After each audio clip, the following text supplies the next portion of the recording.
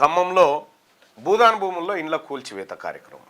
ఈ భూదాన్ భూముల్లో ఇండ్ల కూల్చివేత కార్యక్రమాన్ని గతంలో రేవంత్ రెడ్డి గారు ఏం చెప్పిండు ఎరికేనా? ఒక ఇంటర్వ్యూలో చెప్పినటువంటి మాట. ఆయన ఏమంటారంటే, ఆయన ముఖ్యమంత్రి కాకముందుకు ఓ మాట, ముఖ్యమంత్రి అయిన తర్వాత ఓ మాట. పాపం నేలమట్టం చేసిండు. క్రిమినల్ వేస్ట్, ఇసుక, సిమెంటు, మిగతాయి చట్టంలో ఒకవేళ ఇర్రెగ్యులారిటీ జరిగినా రెగ్యులరైజ్ చేయడానికి చట్టంలో నిబంధన ఉంది. వాళ్ళేం దోపిడీ చేయలే, లేకపోతే వాళ్ళేం దేశద్రోహం చేయలే. వాళ్ళు అమాయకంగా కొనుక్కున్నారు, దాంట్లో కట్టుకున్నారు. ఒకవేళ అనుమతులు లేవనుకోండి, రెగ్యులరైజ్ చేయడానికి you have a certain rules and regulations.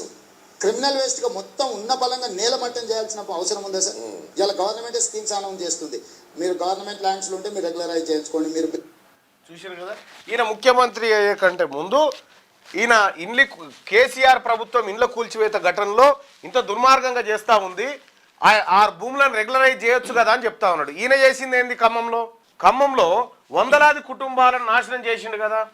ఇగో బుల్డోజర్లు పెట్టి మొత్తం ఎక్కడికక్కడ నేలమట్టం చేసిండు కదా.